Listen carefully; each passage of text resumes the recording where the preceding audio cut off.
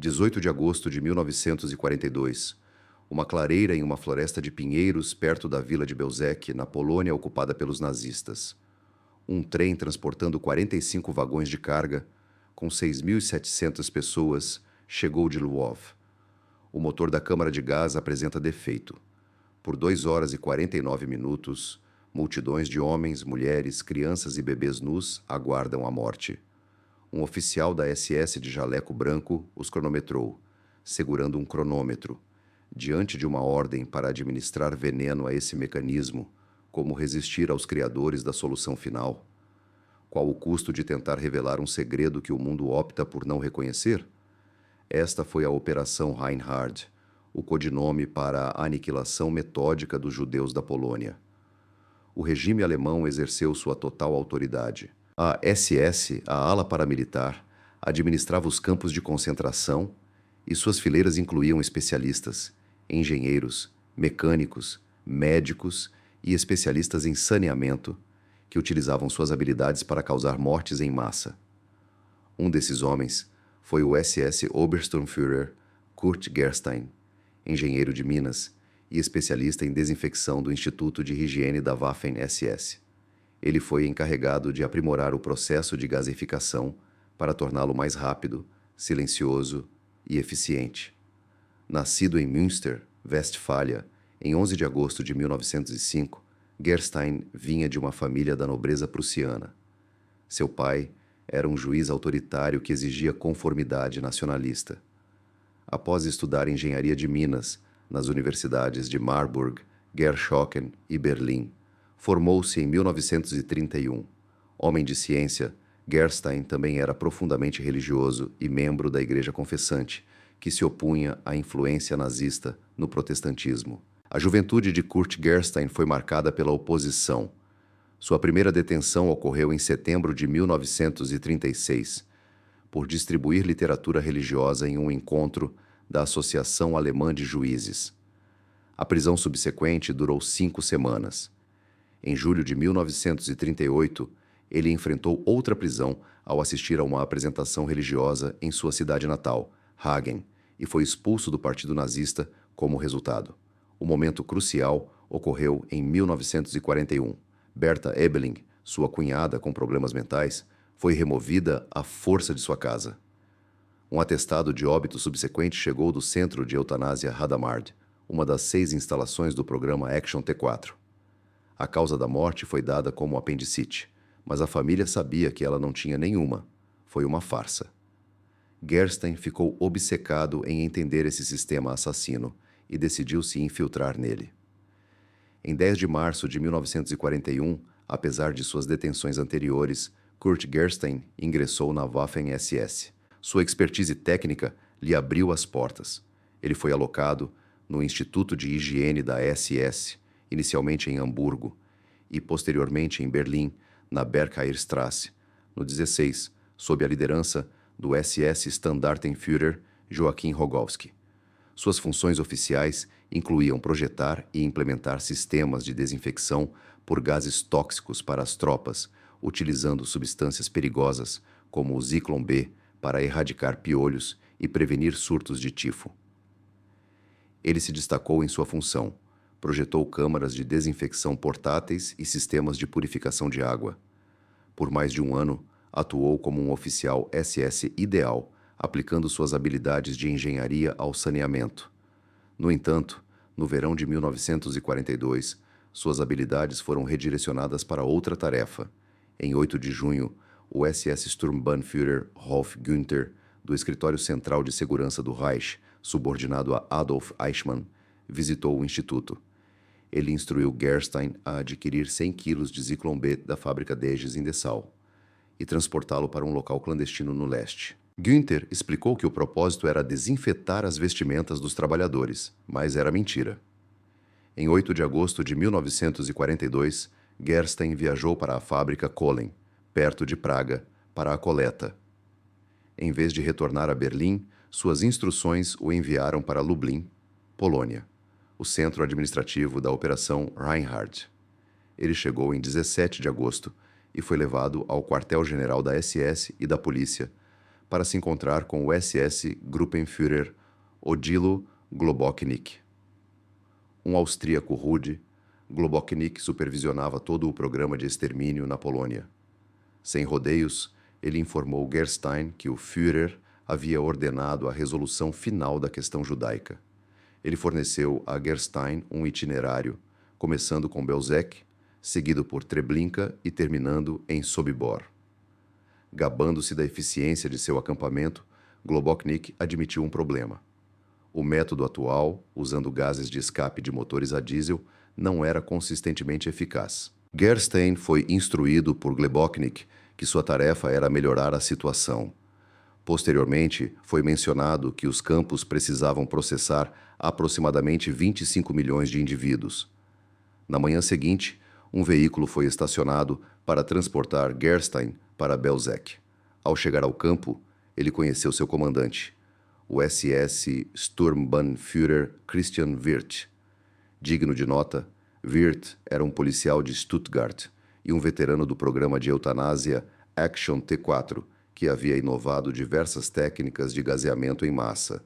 Conhecido como Christian, o Selvagem, dentro da SS, ele escoltou Gerstein por Belzec em 18 de agosto de 1942.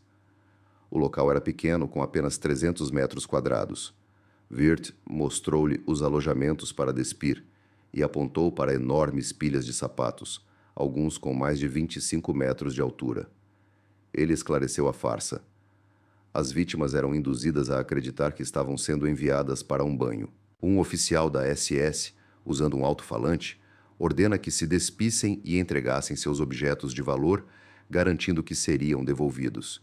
Em seguida, são conduzidos por uma passagem estreita e cercada, chamada de tubo, que leva a prédios de concreto disfarçados de casas de banho, como Wirth detalhou. Um novo transporte chegou do gueto de Luau. O trem transportava 45 vagões de carga com 6.700 pessoas. Quando os lacres foram rompidos, 1.450 haviam morrido por asfixia e desidratação. Os sobreviventes foram espancados, com chicotes e porretes. Guardas, principalmente auxiliares ucranianos conhecidos como homens Tronik, os obrigaram a se despir em uma praça aberta. Caos e pânico se instalaram.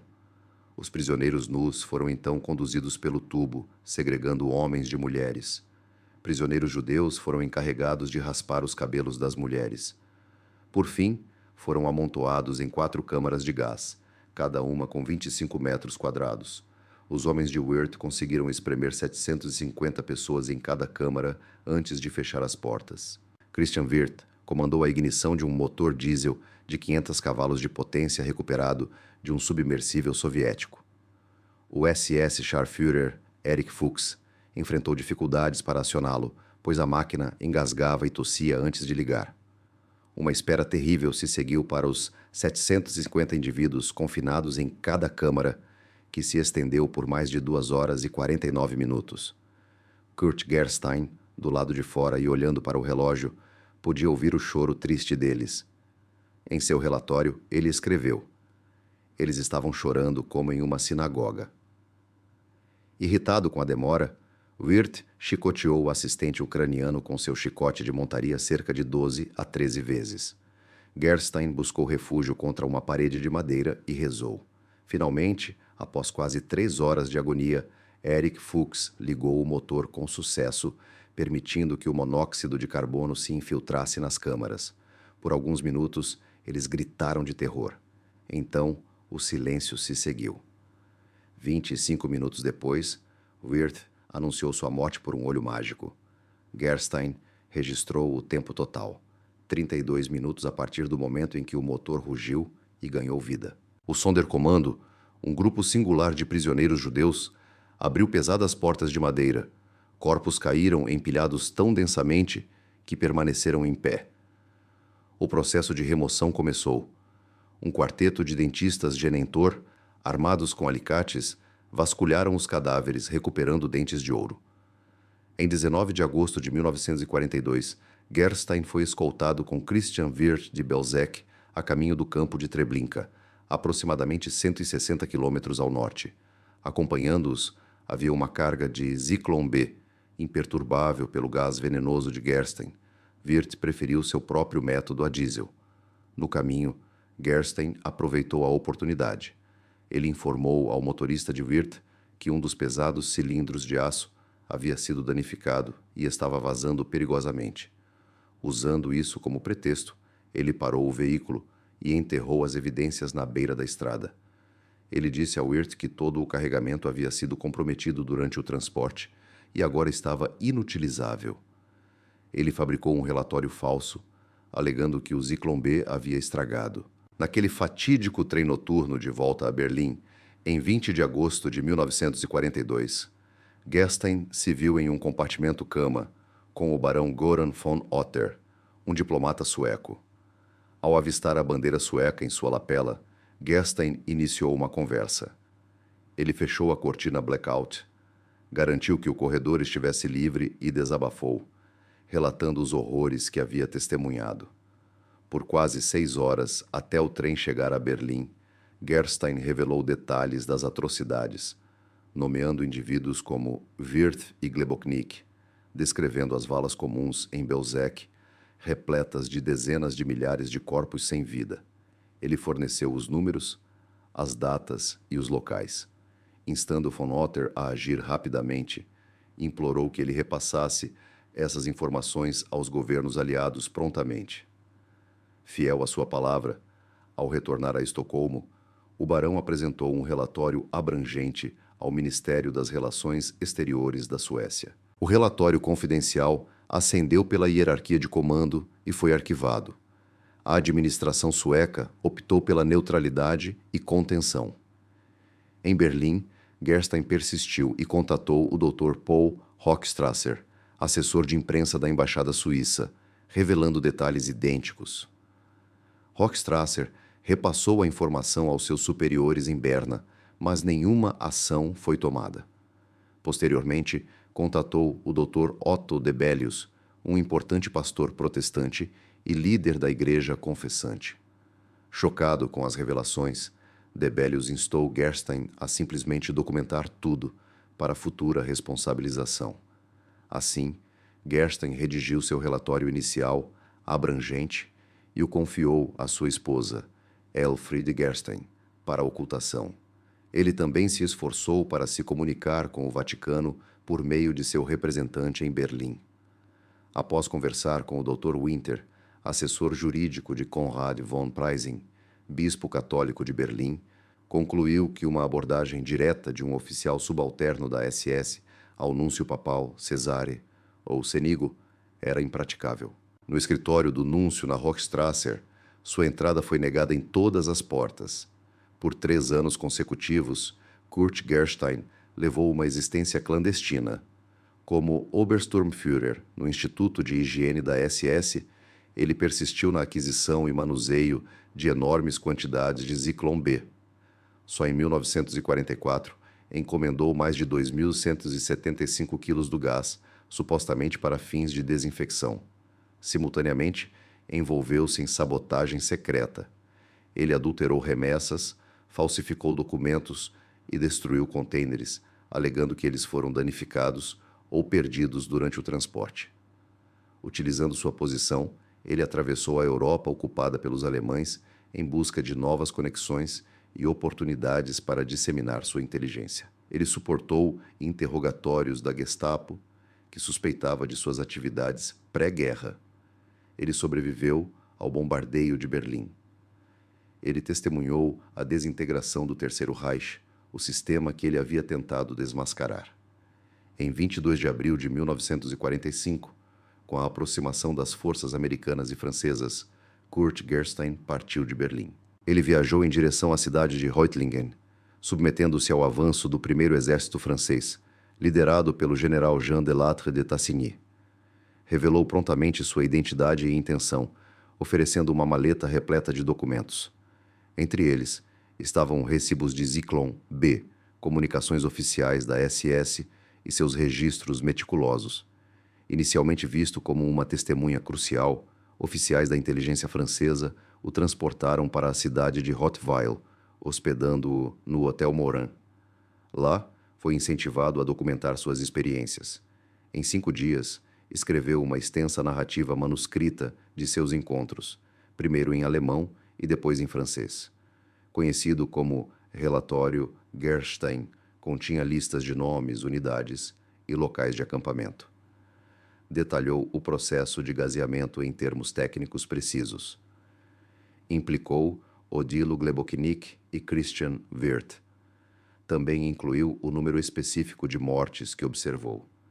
Seu papel de testemunha era transitório.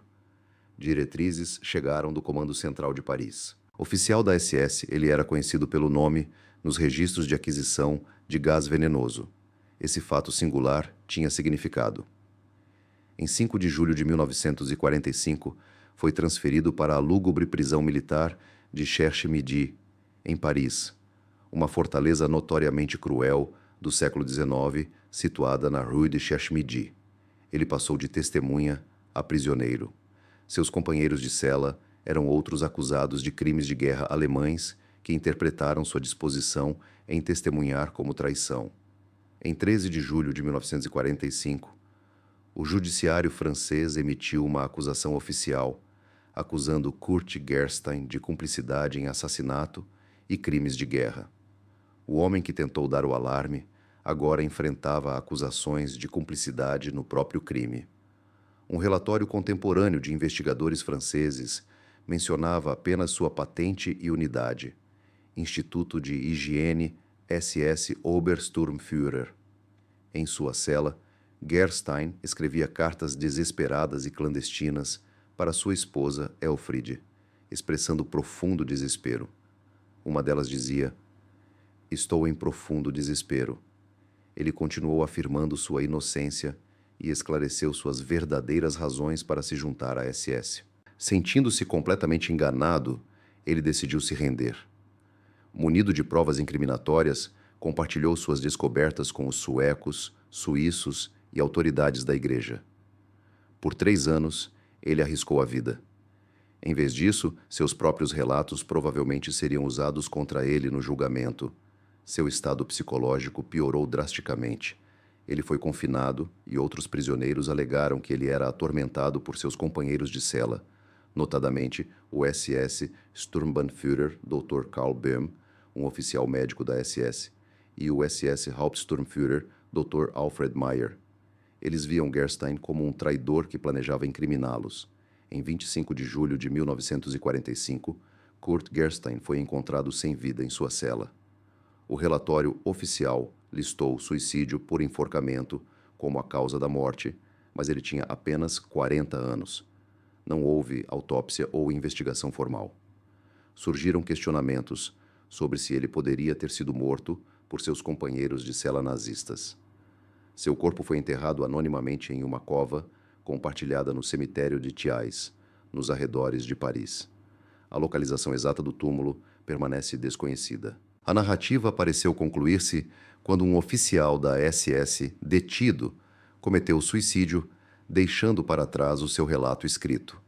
Conhecido como o Relatório Gerstein, este documento, redigido em Rottweil e concluído em Paris, foi encontrado entre os seus pertences. No Tribunal Militar Internacional de Nuremberg, o promotor francês Raymond Cartier descobriu-o em 30 de janeiro de 1946 e apresentou-o como prova, RF 350. Serviu como pedra angular para a acusação devido às suas descrições arrepiantes e meticulosas da maquinaria do Holocausto, detalhes sobre o modelo do motor diesel, tamanhos das câmaras de gás, contagem de ocupantes em Belzec e a duração das mortes. Esta prova foi fundamental para a condenação de Hermann Göring e Ernst Kaltenbrunner. No julgamento que moldou a compreensão global das atrocidades nazistas, o nome de Gerstein foi oficialmente registrado. No entanto, de volta à Alemanha, a sua reputação permaneceu obscura.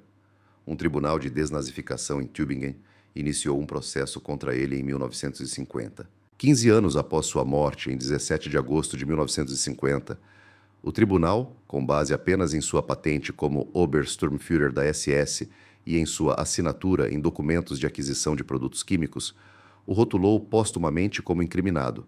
Esse veredito trouxe repercussões desastrosas para sua família. Sua esposa, Elfriede Gerstein, foi impedida de receber uma pensão de viúva.